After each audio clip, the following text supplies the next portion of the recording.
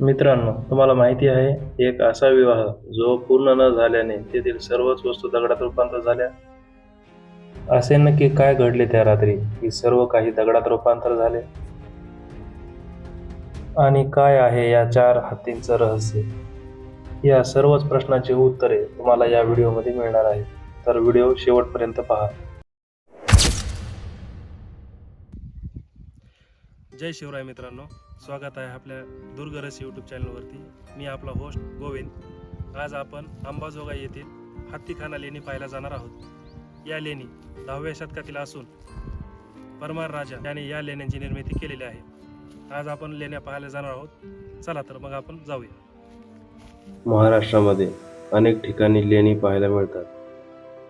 मराठवाड्याच्या पठारावरती अद्भुत अशी लेणी पाहायला मिळते. या लेणी बीड जिल्ह्यातील अंबाजोगाई शहर येथे स्थित आहेत.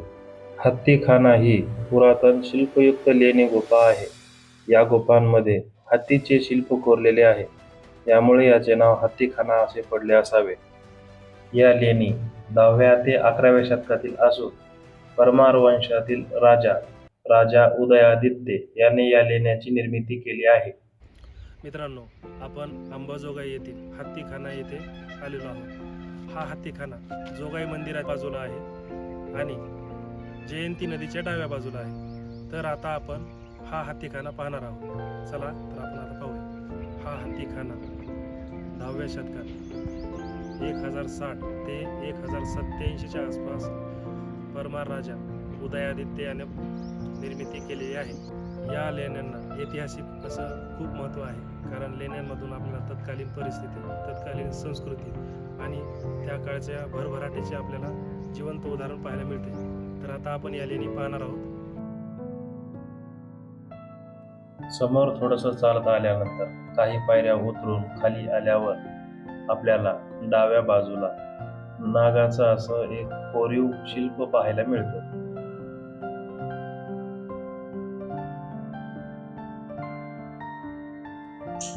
आपण पायऱ्या उतरून समोर आल्यानंतर उजव्या बाजूला आपल्याला एक जीर्ण अवस्थेत हत्ती पाहायला मिळतो. हत्तीखान्याच्या प्रवेशद्वाराजवळच 2 हत्ती पाहायला मिळतात, ज्याचे आता डागडुगीचे काम सुरू आहे. आपण आत आल्यानंतर आपल्या डाव्या हाताला एक हत्तीचं शिल्प पाहायला मिळतं, जे की खूप असं भल्या मोठ्या आकाराचं शिल्प आहे, ज्याची उंची साधारणतः 10 ते 11 फूट असावी. असं भव्य आकाराचं हे शिल्प आहे. सध्या जीर्णोद्धाराचं याचं काम चालू आहे, म्हणून सध्या याला कव्हर केलेलं आहे.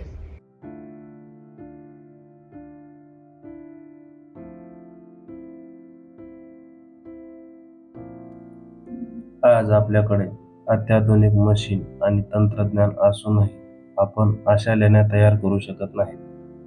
तर कल्पना करा, फक्त छनी हातोडीच्या सहाय्याने या लेणी कशा तयार केल्या असतील.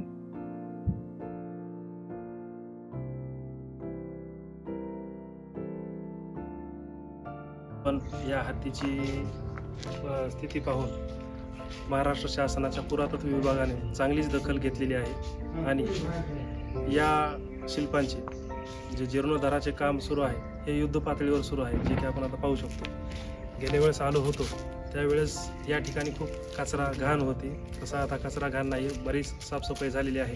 मित्रांनो, इथं आपण सध्या 2 हत्तीचे शिल्प पाहिले आहेत. इथं एकूण असे 4 हत्तीचे शिल्प आहेत, जे की 4 दिशेमध्ये 4 आहेत. त्यापैकी 2 आपण पाहिले आहेत. आता 3ऱ्या क्रमांकाचं शिल्प आता आपण पाहायला जाणार आहोत, जे की माझ्या पाठीमागं आहे. या आता आपण पाहूया. योगेश्वरी माता मंडपाजवळच हा 3ऱ्या क्रमांकाचा हत्ती आपल्याला पाहायला मिळतो.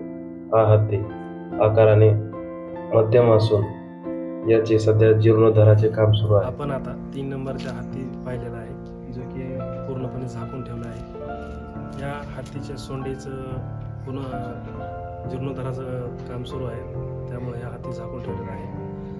या ठिकाणी बऱ्यापैकी असे डागडुगीचं काम चालू आहे, जे की आता आपण पाहू शकतो. पूर्वी या ठिकाणी भरपूर अशी पडझड झालेली होती, पण आता पुरातत्व विभागाने या ठिकाणी भरपूर असं रिपेअरिंगचं काम चालू केलेलं आहे. मित्रांनो, या हत्तीखान्याला शिवलेणी असेही बोलले जाते. या ठिकाणी नंदीची एक पाठीमागं दगडी मूर्ती आहे जे की शिव यांना समर्पित आहे. भगवान शिव जिथे असतात तिथं नंदीची मूर्ती असतेच असते, जे की आता आपण पाठीमागे पाहणार आहोत. अखंड कातळात तयार केलेले नंदीची मूर्ती आपल्याला पाहायला मिळते. नंदीवर कोरीव अखंड दगडात कोरलेले छत पाहायला मिळते. एवढ्या वर्ष ऊन, वारा, पाऊस यांचा मारा सहन करून आजही हे शिल्प तग धरून उभा आहे. हा जो नंदी आहे आकाराला खूप मोठा असा नंदी आहे, जो की काळाच्या ओघामध्ये खूप जीर्ण झालेला आहे. आणि आपण पाहू शकतो नंदीचा पूर्ण जो मुखवटा आहे पूर्ण तुटून गेलेला आहे. काळाच्या ओघामध्ये हा नंदी जीर्ण झाला आहे आणि याच्या आसपास असलेल्या मूर्त्या सुद्धा जीर्ण झाल्या आहेत. या ठिकाणी आपल्याला वेगवेगळे शिल्प कोरलेले दिसत आहे. हत्ती, घोडा आणि इतर प्राण्यांचे शिल्प कोरलेले आहेत. पण काळाच्या ओघामध्ये ते आता अस्पष्ट दिसत आहेत, पूर्ण जीर्ण झाले आहेत.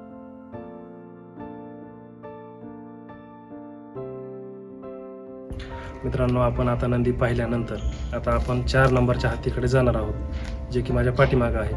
मित्रांनो, या 3 हत्तीपैकी हा 4थ्या क्रमांकाचा हत्ती जरा सुस्थितीमध्ये आहे.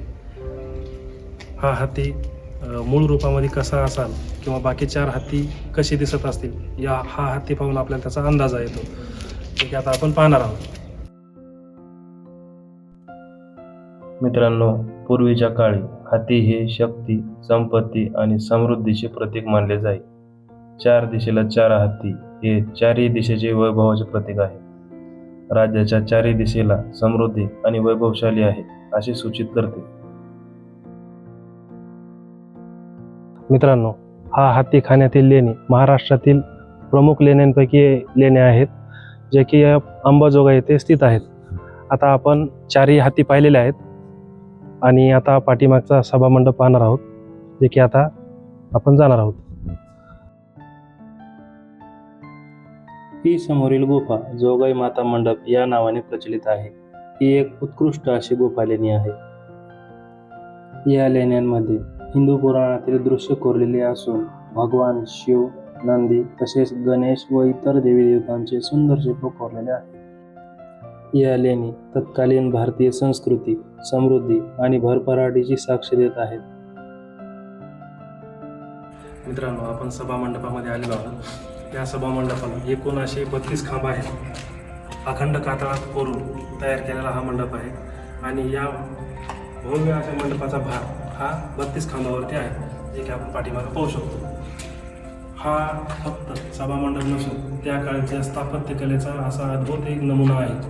आपण फक्त कल्पना करू शकतो की एवढा मोठा जे सभामंडप आहे तयार करण्यासाठी किती वेळ लागला असं. मित्रांनो, आपण ही लेणी पाहिल्यानंतर आपण थोडंसं पुढे जाणार आहोत, जे की नंदीच्या अगदी समोरासमोरच अजून एक आपल्याला दुसरी लेणी पाहायला मिळते, जे की भगवान शिवांचाच एक दुसऱ्या प्रकारची लेणी आहे. आणि याच्या समोर आपण पाहू शकतो की पूर्वी या ठिकाणी शिवलिंग होते, पण आता नंदीच्या अगदी समोरासमोर अजून एक लेणी आहे किंवा एक मंदिर आहे. पूर्वी या ठिकाणी भगवान शिवशंकराची पिंड असावी, पण काळाच्या ओघामध्ये ती आता नष्ट झालेली आहे. आता आतमध्ये शिवलिंग नाही किंवा पिंडही नाही, फक्त आपण समोर नंदीची मूर्ती पाहू शकतो. आज या ठिकाणी शिवलिंग किंवा पूर्ण मंदिराची रचना दिसून येत नाही. यामागे काळानुरूप पडझड, नैसर्गिक झीज व तसेच परकीय आक्रमण यांच्याकडून झालेली तोडफोड यांमुळे आज या स्थळाची अशी अवस्था झालेली आहे. भारतातील अनेक प्राचीन शैव स्थळांची अशीच स्थिती झालेली आहे, जिथे नंदी शिल्लक आहेत पण गर्भगृहात शिवलिंग नष्ट झालेले आहे. मित्रांनो, या सभा मंडपामध्ये आपण आलेलो आहोत आणि जसं की आपण पाठीमागे शिलालेख पाहिले किंवा शिल्प पाहिले. या ठिकाणी अशा अनेक आख्यायिका आहेत ज्या की या लेणीच्या बाबतीत सांगितल्या जातात. त्यातील एक अशी आख्यायिका आहे की या ठिकाणी माता जोगाई यांचा विवाह होणार होता, पण याची अट अशी होती की सकाळी कोंबडा आरवायच्या अगोदर हा विवाह संपन्न होणे गरजेचं होतं. पण काही कारणास्तव हा विवाह पूर्ण झाला नाही. त्यामुळे येथील सर्व वस्तू ज्या आहेत दगडात रूपांतर झाल्या अशी एक आख्यायिका आहे. जसे की आता आपल्याला गोविंद यांनी माहिती दिली की जोगेश्वरी माता यांचं या मंडपामध्ये विवाह संपन्न होणार होता, पण काय कारणास्तव तो झाला नाही. तर त्याच्यामध्ये असंही सांगण्यात आलेलं की जिवंत वस्तू ह्या मूर्त्यामध्ये कन्वर्ट झाल्या. तर त्याच्यामध्ये आपण पाहू शकतो हत्ती पण आहेत, नंदी आहे इकडं, आणि इथे बरेचशा लेण्या पण आहेत की ज्या मूर्त्यामध्ये याचं रूपांतर झालं त्याच्यामध्ये. आता आपण ह्या हत्तीखाना किंवा शिवलेण्यामध्ये आलेलो पाहिलेलं आहे की ह्याचं त्या काळामध्ये किती सुंदर असं वैभव असेल, ज्या की आता आपण नुसतं इतकं वर्ष होऊन पण ह्याचं वैभव जे आहे ते आणखी सुंदर असं दिसतंय आपल्याला. पण काही परकीय सत्तामुळं याचं ज्या की परकीय सत्ता आल्या खूप ह्याच्यामध्ये, आणि त्यामध्ये असं याच्यामध्ये तोडफोड झाली आहे. आपण पाहू शकतो नंदी पण आहे इथं, हत्ती पण आहे. जसं की आता तुम्ही मगाशीच पाहिले की हत्ती याच्यामध्ये पण खूप असं जीर्ण झालेले आहेत. आता महाराष्ट्र शासनाने याच्यामध्ये जीर्णोद्धार करायचं काम केलेलं आपण पाहू शकतो की आता इथं नाल्या वगैरे आणि इथं साफसफाई पण बऱ्याच प्रमाणात झालेली आहे आता इथे. आणि आपण पाहू शकतो की आणखीन थोडंसं याच्यामध्ये थोडीशी इम्प्रूव्हमेंट होणं गरजेचं आहे. कारण याच्यावर जर पाहिलं तर आपण लेण्यावर पहा तुम्ही नावं लिहिलेली. तर हे असं न करता हे आपल्या महाराष्ट्राची संस्कृती ह्याला जपलं पाहिजे. हे अशी घाण वगैरे नाही केली पाहिजे किंवा लेण्यावर असे कोरीव काही काम केलेलं नाही पाहिजे. कारण हे त्या काळामध्ये खूप मेहनतीनं निर्मित केलेलं आहे, जे की आपल्याला आता त्याची कदर नाही. याच्या पुढे आपण असं नाही करायला पाहिजे. मित्रांनो, आपण हा संपूर्ण हत्तीखाना फिरून पाहिलेला आहे. या ठिकाणची प्रत्येक वास्तू आपण पाहिलेली आहे, शिलालेख पाहिलेले आहेत, वास्तुकला आणि हत्तीखान्याचा संपूर्ण इतिहास पाहिलेला आहे. अशाच प्रकारचे ऐतिहासिक व्हिडिओ आवडत असतील तर व्हिडिओला लाईक करा, शेअर करा आणि आपल्या दुर्ग रहस्य चॅनलला सबस्क्राईब करा. भेटूया आपण पुढील व्हिडिओमध्ये. जय शिवराय.